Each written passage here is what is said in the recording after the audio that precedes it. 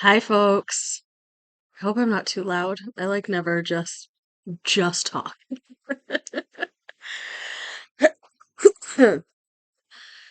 So I wanted to kind of pop in just to share kind of another side of me, I guess. Um, so it's in my bio, and I talked a little bit about like my coming of witch tale in a cast stream, maybe a month ago now. I'm not really sure.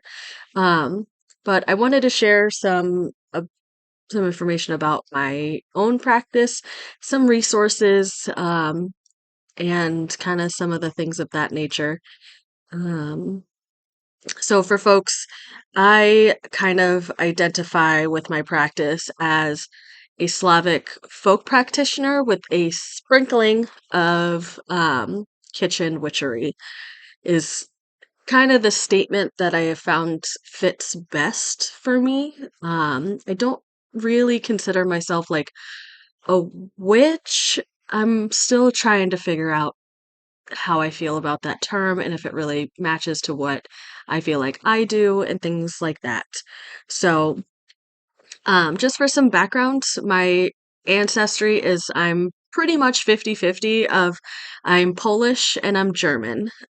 So even with the red hair, I did an ancestry like DNA kit a number of years back, and we are not Irish. We're barely English. Um, so the majority of my DNA makeup is Polish and German. Um, with some sprinklings of like Italian and Spanish or Greek. I can't recall. It was a very small um, percentage. But the Italian piece kind of makes sense because way back in the day with the Ottoman Empire, it kind of took over that area. Um, so I understand where that may have come into play. So um, I really have always been interested in genealogy and ancestry and also history. I got a minor in college in medieval studies and it was really fun. So, always really enjoyed that aspect. Um, so I think I'm gonna change up the setup while I'm doing this. Um, not to give myself like an ego boost, but I'm just gonna make myself bigger. The proportions just feel weird. So we're just gonna make me bigger. Um, yeah, that proportion looks better for me. I felt like I was very one-sided in things, so it's fine. More space to like show the books and stuff that I'm gonna be kind of showcasing here in a little bit. Um, so yeah, so my background and ancestry is German and Polish. Um, let's see. My family immigrated from those areas. My German side, which is my mother's side, they came in my great grandparents, so my granddad's parents. And then I think they were here for about 4 or 5 years and then had my granddad. He always preferred we call him granddad rather than grandpa because he said grandpa made him feel old. So it's granddad. Um, and then my dad's side, which is the Polish side, they came around the same time. Um, and as far as I've been able to kind of figure out where in these areas, I've definitely been more interested on the Polish side, just because from what everything that I've gathered from family stories and things of that nature is when the Polish folks moved to America, um, they really got rid of everything that really made them Polish, I guess, is kind of what I've gathered. Um, they immediately changed their names. My great grandma Zafia turned into Sophie very quickly. Um, I struggle with my great grandpa's name, just because I don't think I've ever heard it pronounced, but it's Vladislav, I think. Um, very quickly turned into Valentine. Um, and but they never changed the spelling of the last name, which I always thought was really interesting. Like they kept that part. But one of the I think what got me really interested in learning more about the Polish side of things is I heard this story about my great grandma on my dad's side. So my great grandma Zofia or Sophie, um, about how when my dad's dad and my dad's mom, so my grandparents, were getting married, um, there was some family drama, I guess. Like my great my is he a great uncle or my grandpa's brother? Um, I think it sounds like dated my grandma's sister, and the relationship did not end well. Um, and something happened that it's unclear about if what happened to my dad's uncle or my grandpa's brother, but it sounds like he went off to war and then died. So my great grandma Zafia held a lot of resentment, it sounds like, for my grandmother's side. Um, and the story goes that when my grandparents were getting married, at the wedding, my great grandma and a bunch of her friends showed up wearing all black, essentially in protest. And I remember hearing that story and I'm like, that's something I would do. I would definitely do that. And it just, you don't really hear about the Polish folks or German folks really like showing a lot of emotion. That's kind of a stereotype that, in my experience, is pretty accurate. Um, so it was just really like sassy and snarky, and I really liked it. So I wanted to learn more about this woman that I heard the story about. So that's how I kind of got into the genealogy and things like that. Um, so the German side we can track pretty well. It's the Polish side that gets a little murky. For anyone who isn't aware, that area of Europe has had a lot of border changes, and so technically my family is Bohemian, which is kind of around the area of like Prague, Czech Republic, very southern Poland. And I was able to kind of track it through ancestry.com to a small town in Poland at the southern border called Bierzun, Poland. Um, and that's kind of where it I as far as I could go. So, that's personally why I practice the type of magic and um, witchery that I do because feel very in tune to my ancestral journey. Um, so that's why I kind of landed here after a long process of trying to figure out who my guides were and things like this. This is where I felt most comfortable and felt most drawn to. So I really stuck with it. So I definitely lean more towards the like Polish and the Czech and the Slavic side rather than the Germanic side.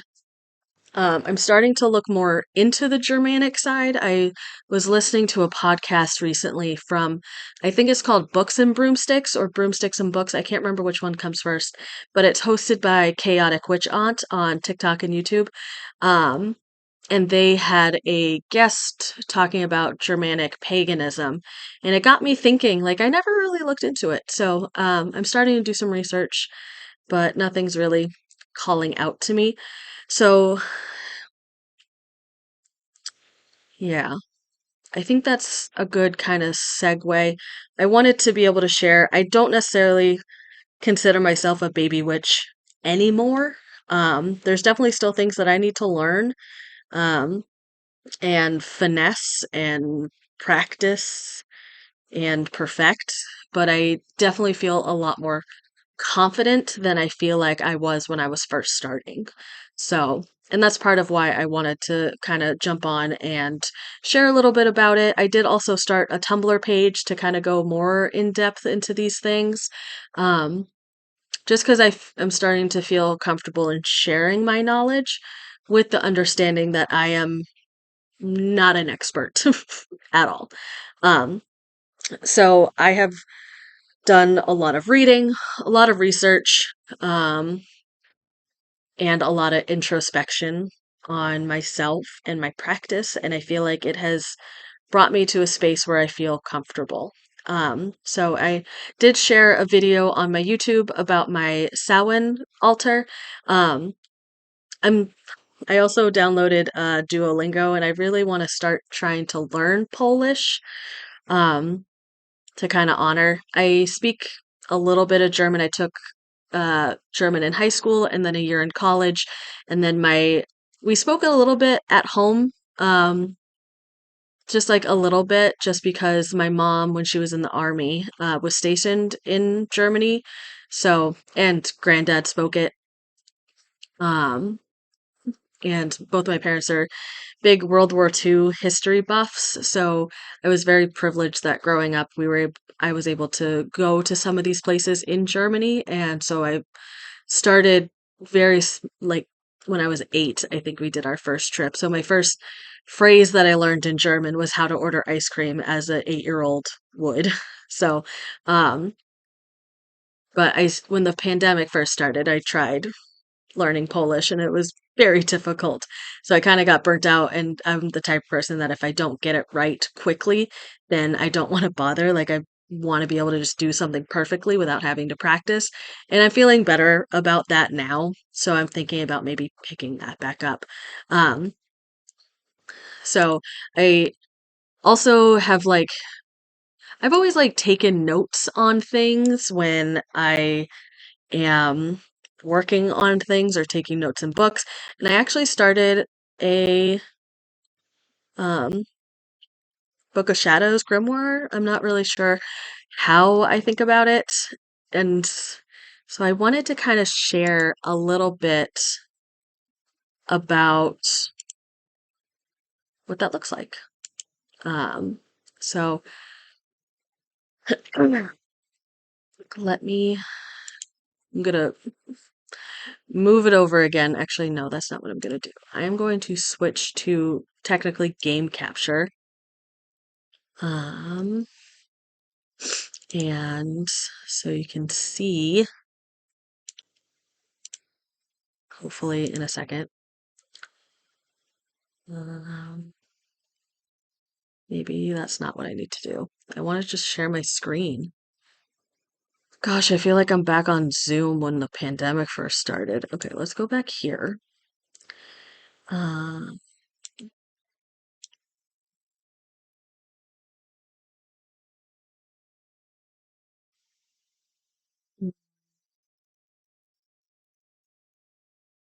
that's fine. I'll just start reading. So I'm gonna get backlit or frontlit, I guess, because I made it on Canva, um, which I have found to be very user friendly versus like a Word document. Um, so hello. Actually, oops, let me, no, I don't want to do a full screen. I just want to make this a little smaller so I can see the chat if anyone pops in while I'm in here. Um, so I'd really like to share this. So I'll just like I'll guess I will start going through. So the way that I set mine up, and if I get to the point where I want to share this, I would probably share it on my Tumblr. I just think that that's a better space. Um, but one of the entities, deities, archetypes that I tend to work with frequently are kind of your misunderstood characters. Which I'm sure says a lot about me. I don't really know. It's just who I seemed most called to. And then when I followed up with that, essentially that outreach is how I kind of felt like it was. When I responded, I just felt very welcomed in that space. Um, so I tend to work with Baba Yaga, or I think in Polish, she's also referred to as Yetzi Baba, I think. Um, but she's a character that most people know of these days. And so she's she's somebody that I tend to work with pretty closely, I feel.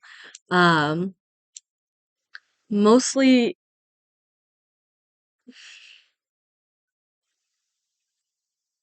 mostly because I was always really called to the crone-like figure, and that's kind of how I see her as an extension of the mother maiden crone archetype that we see so frequently in witchcraft and paganism and Wicca even. Um, and I just, for me, she just feels like that story about my great grandmother, you know? That's kind of where, as I was doing more research on her, in the folklore and things like that, if anyone is ever curious about a good kind of story about Baba Yaga, um, this is the second book. I haven't started it yet, but I finished the first one. Let me look up, remind myself the name of the first one. Um, where's Um, the first book is called The Bear and the Nightingale. It's a fiction book. Um, oh, it does go the right way. Great. So this is the second book. It's called The Girl in the Tower. It's about Velissa, which is a very popular folk tale in Slavic cultures. Velissa and Baba Yaga. Um, Velissa the Beautiful, very similar. It's almost like a combination of like Sleeping Beauty, Snow White, and um, what's the other one that I'm thinking of? Kind of like Hansel and Gretel, almost like a combination of those three. Um, and I've just found this to be very, it's a good read. I like it. It's not too dense, but it also keeps you engaged. I think it's a three-part series, and I do have the third book called The Winter of the Witch. Um, but I really enjoyed the first one. Um, Oh, Cinderella. That also is very similar. The story, the folk tale, which this is based on, um, essentially is Felissa's father remarries stepmother, stepdaughters, and um, in order to kind of get rid of Velissa, they say um, the the stepmother is like, you need to like our village is or our family is starving, you need to go out into the woods and petition Baba Yaga for help. Um, so the folk tale is that she goes into the woods and Baba Yaga gives her these essentially riddles and things like that, and she succeeds. Spoiler alert. Um, so that's what that book series is based on, and I found it very enjoyable. So not necessarily witchy content, but witchy adjacent. Um, and so some of the Slavic folk magic books that I've been really enjoying, they're really hard to find just because it's not a practice that is super popular. Um, and it's also very difficult because when you look at some of the primary sources from that time, um, it's a little racist, very actually. One of the like borderline commandments of um the Slavic faith back in the day. This is like medieval times. Talks about not having a wife of dark skin, um, and some of those things. So I have to be very careful about the resources and sources that I use and the groups I align myself with because some of those viewpoints are still very present within this community. So I have to be very careful um, and also make it very clear that I don't practice like that. That's not what we do. That's not what I do. Um, so that's where that comes into play. So in any aspect of your practice or your journey, just make sure to look at sources and groups and things from a critical lens. Because not all witches are good people. Just like not all Christians are good people, not all Satanists are good people. Um, you know, there's bad people within the bunch. You don't want to align yourself with a group that is more bad than good. Um, so that's me on my soapbox. Um, some of the other books that I have found very helpful. This one's a relatively new one, and they actually have a podcast now. Um, and I'll also talk about one of the kind of popular ones. Um, so this is Baba Yaga's Book of Witchcraft, Slavic Magic from the Witch of the Woods by Madame Pamita. She has a podcast now called, I think it's Baba Yaga's Magic. It's fairly new. There's, I want to say maybe 10 episodes so far, but I really enjoyed this. Um, I have a lot of tabs on here, um, mostly because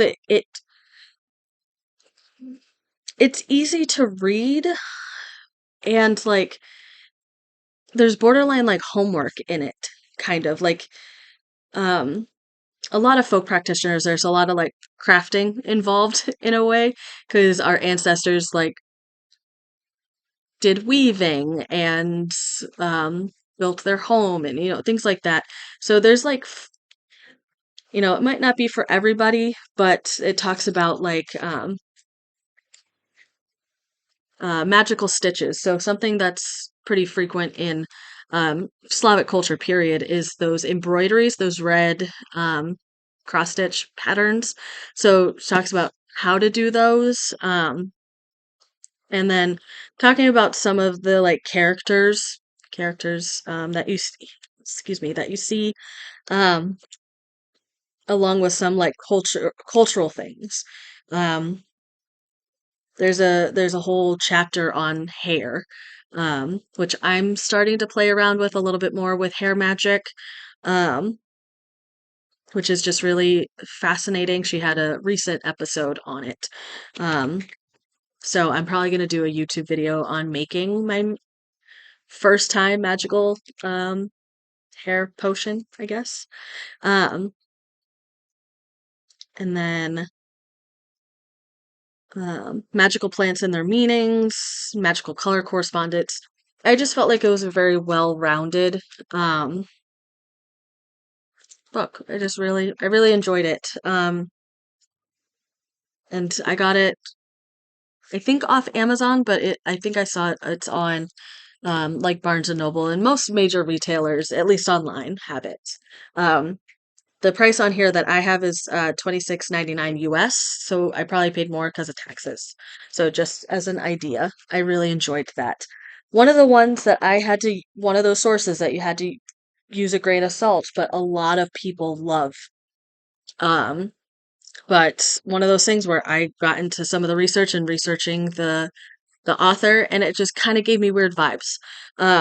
But so many people love this book because there's not many books. So when you find one, people like it. So this is Slavic Witchcraft, Old World Conjuring Spells and Folklore by Natasha Helvin. Um, I think this was the first one that I got. But what got me weird vibes is when looking at her website and things like that.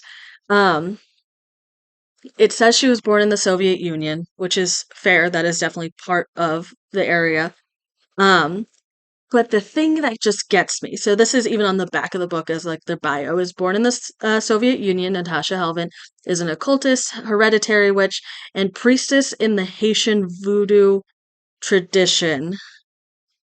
That's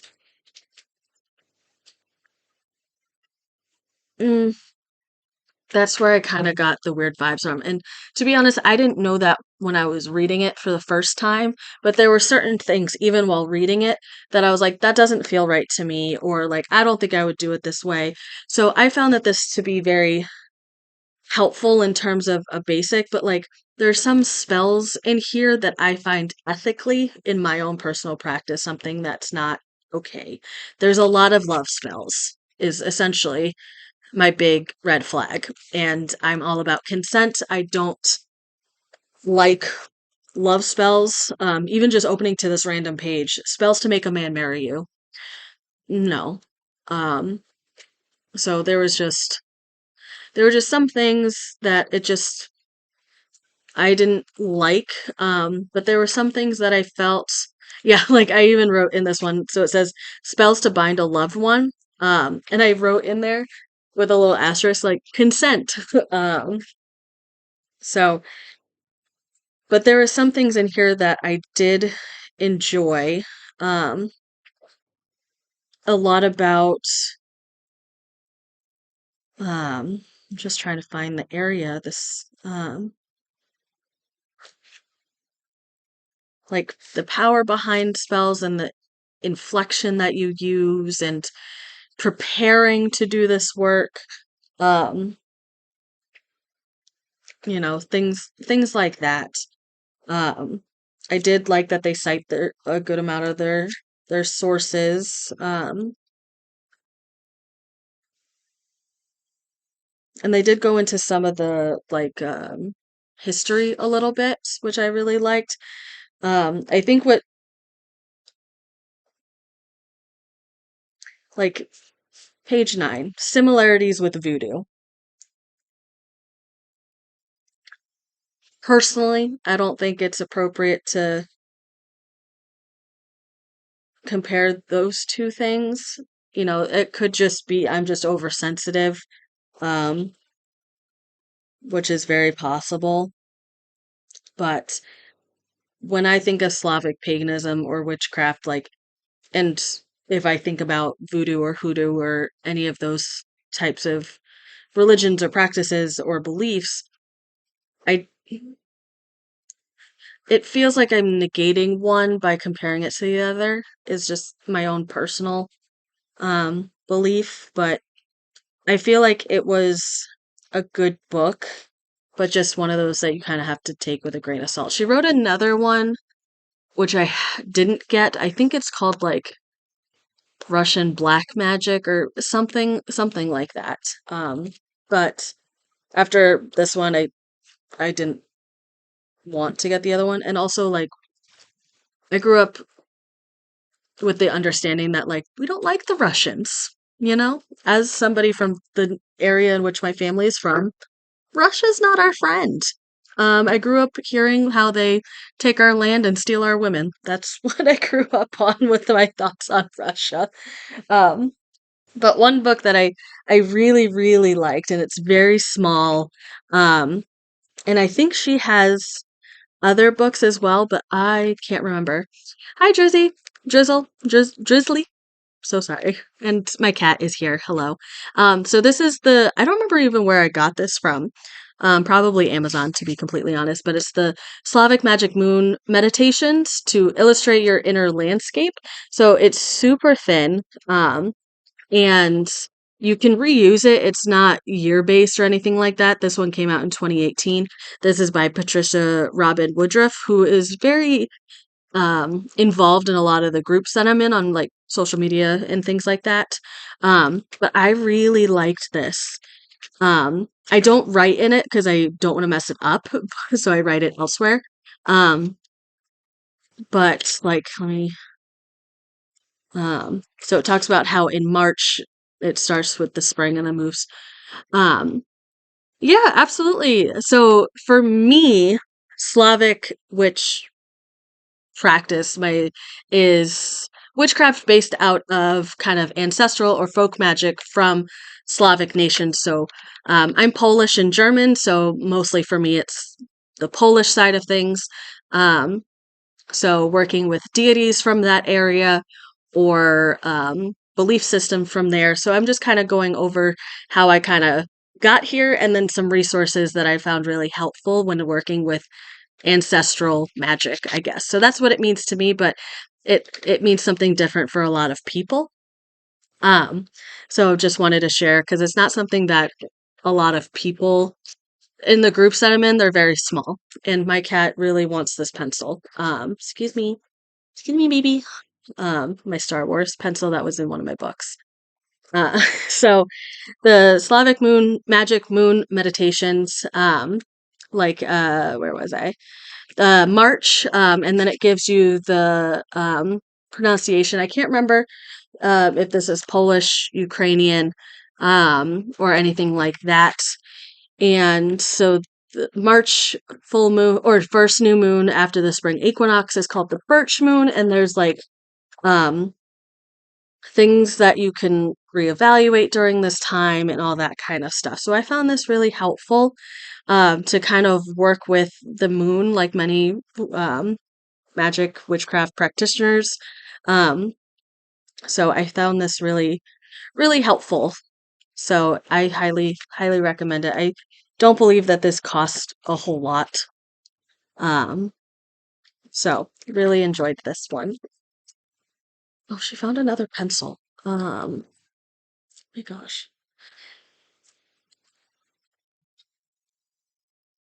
Okay.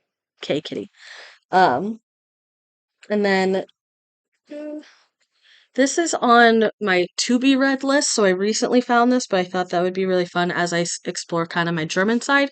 It's a handbook of Saxon sorcery and magic, word working, rune crafting, divination, and wart cunning. I think that's a type of divination, but looks like this by Alaric um, Albertson.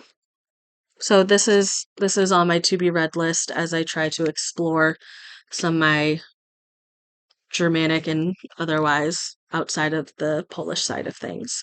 Um, so I'm interested to see how this goes. Um, definitely feels more textbook. So that'll be really interesting, and I think part of why I have been not into it because it seems like something that'll be very dense that I have to use.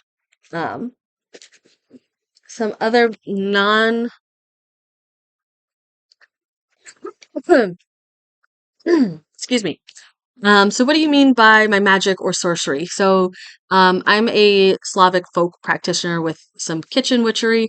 So my belief is that um, I can I don't want to say I can harness the like energies with around me because it's definitely not exactly what I'm really trying to say.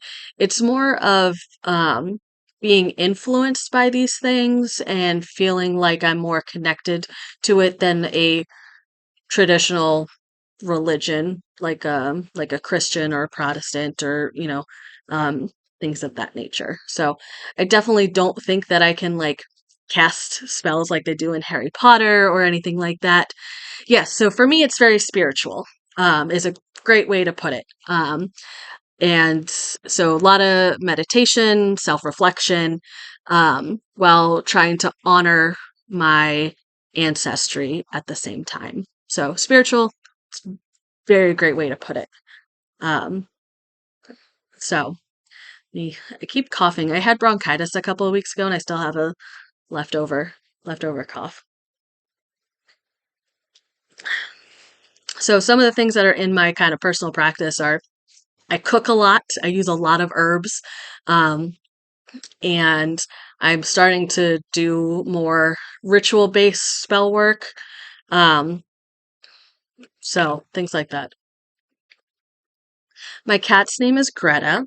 Um, no, nothing like that. Nothing like that. The closest I would say that I use is a herb called mugwort. I use it in a lot of teas.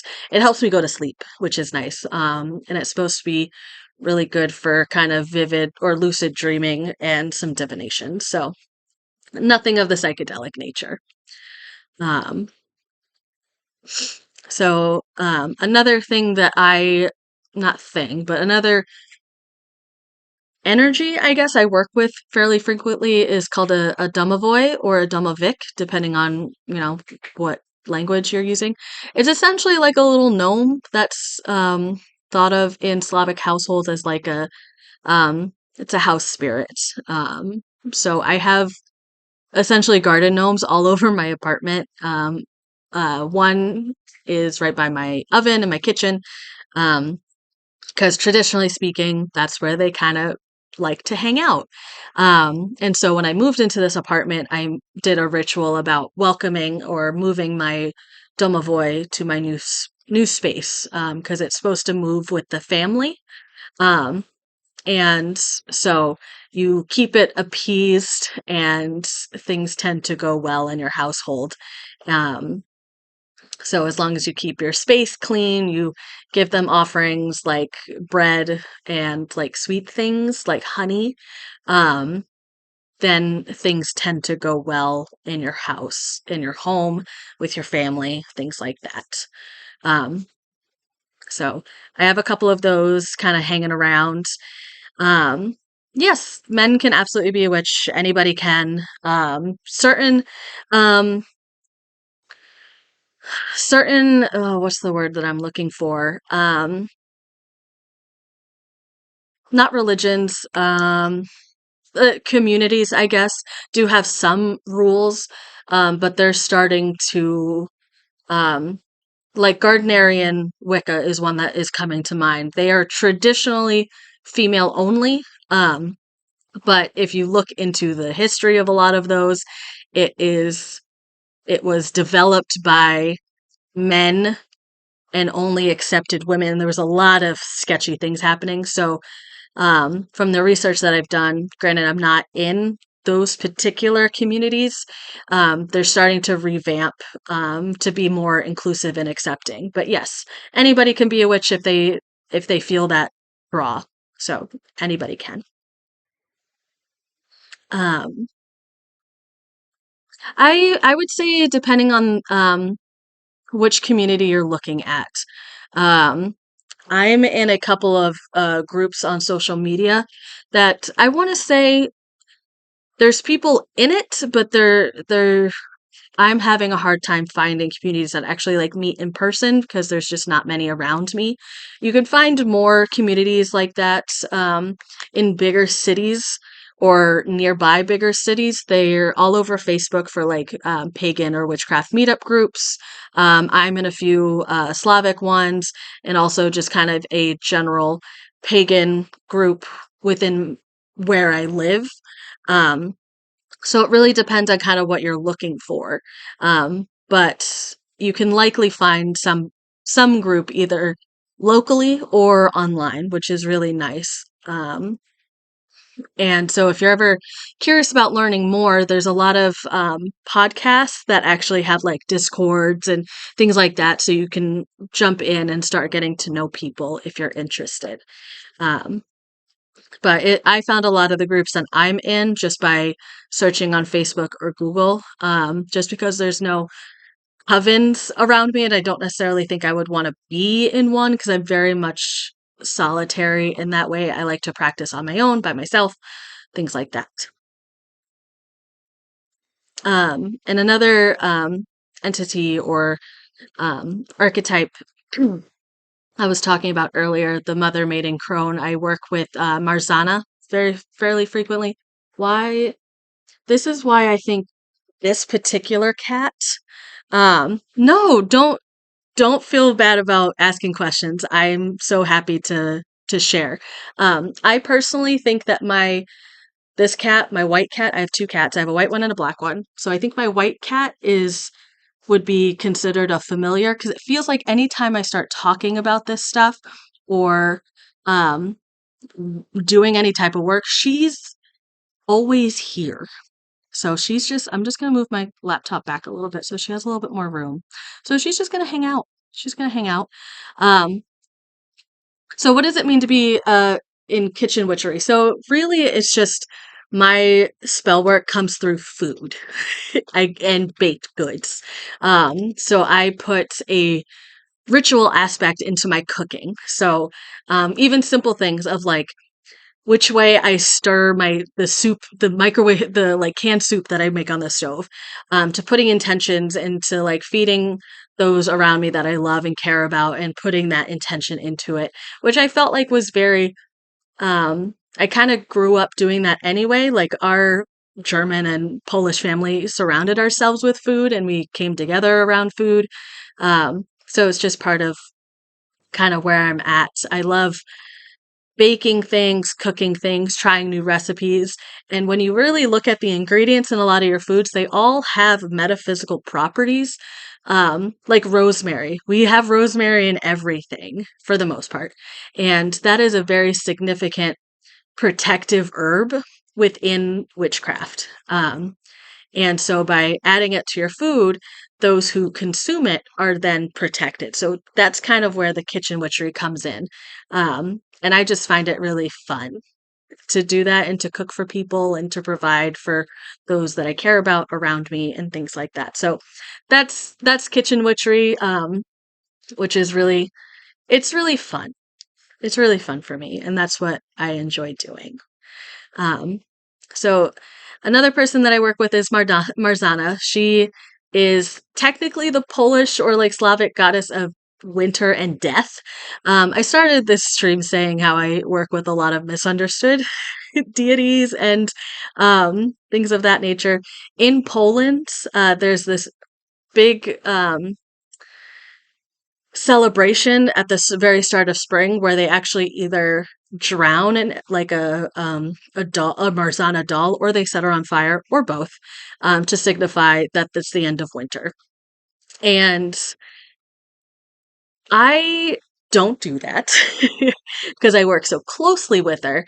Um, she and I have kind of come up with an understanding that when it's so the start of fall for the autumn equinox and even for like the winter solstice, I work with her very carefully.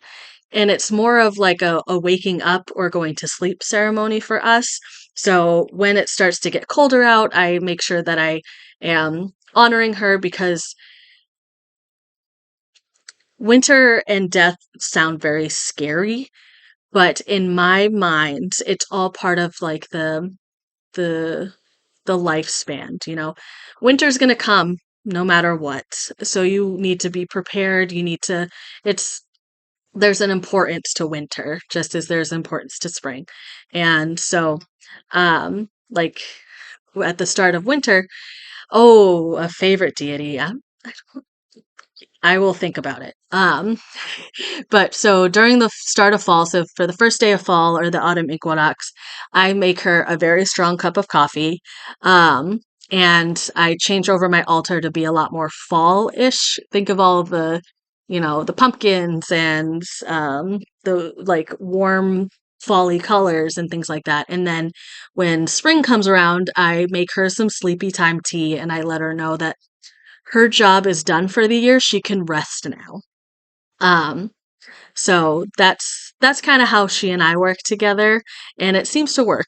Works for me. Um, and I always make sure to thank her for keeping me healthy during these times. I have a crappy immune system just generally. Um, so if I feel like I'm starting to get sick and I start doing some of my kitchen witchery and making things that are full of echinacea and other healthy things, like I make sure that she's kind of with me while I do this so that she can add her power into it to help me feel better. Because with winter and death, there's also some sickness in there.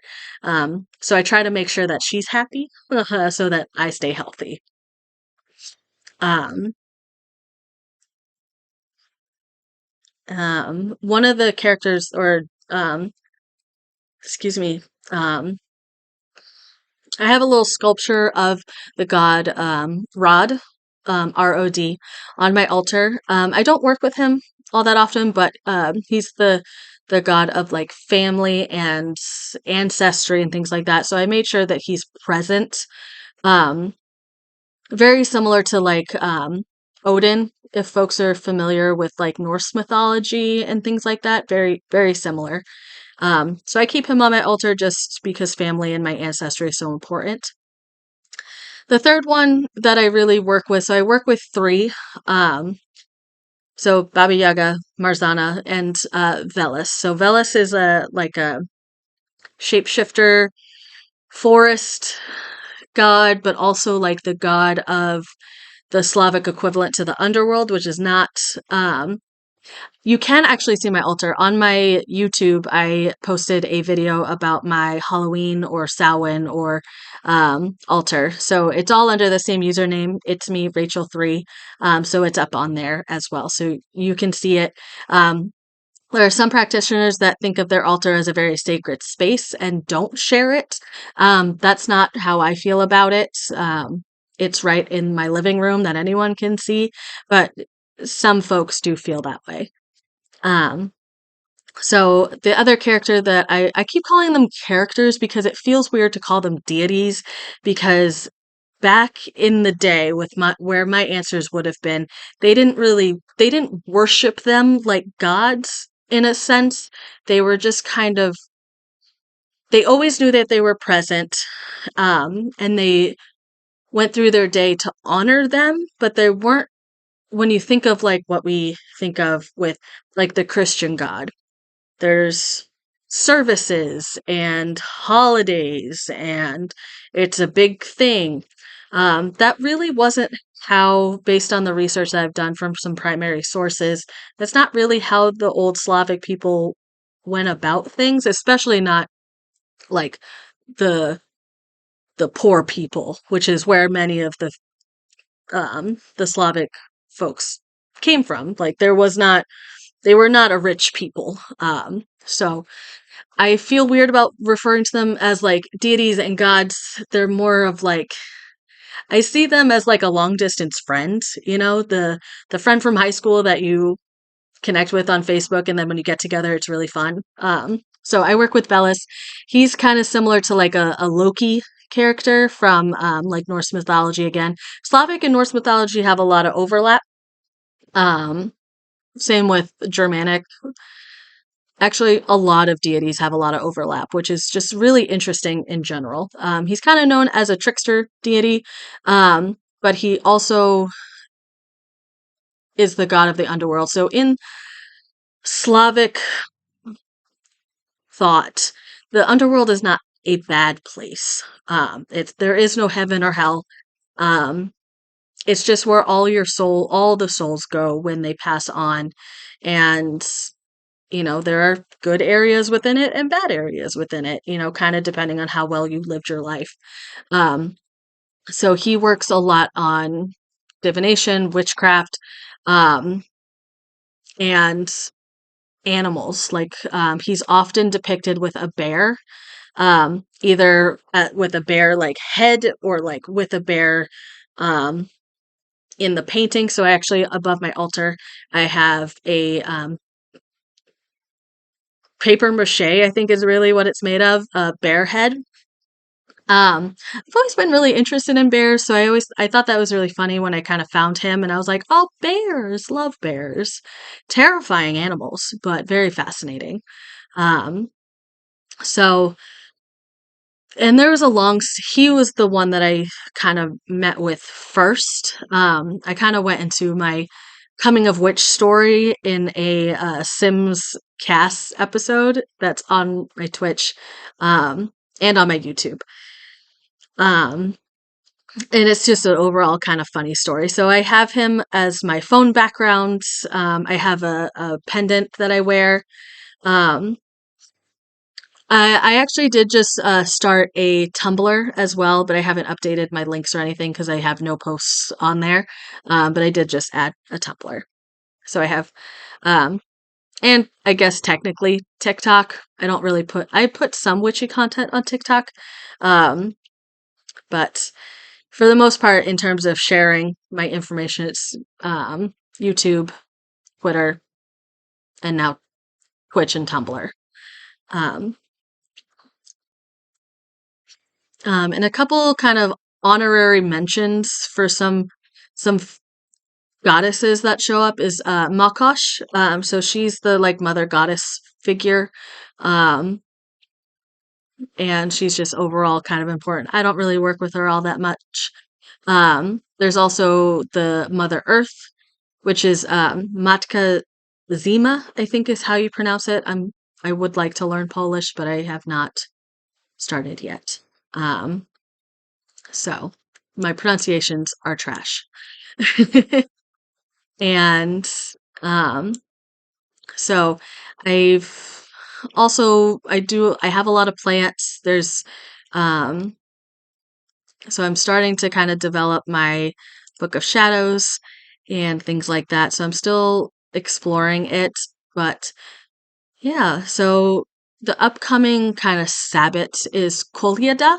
Um, I think is how you pronounce it. It's the winter solstice. Um, where it's the longest night, I believe. Um, and so its purpose was to kind of bring in new light because that's the point in the year where we start having longer days again. Um, and so there's a lot of working on banishing kind of evil spirits because it's the longest night and nighttime brings dark entities and things like that. Um, and then we just had, this is from my German side, but we just had on the 5th Krampusnacht. So Krampus is the evil alternative to Santa or St. Nicholas. Um, so I do some things for Krampusnacht, but um, I essentially just leave out some liquor for Krampus because Krampus is more worried about children, and I am not a child.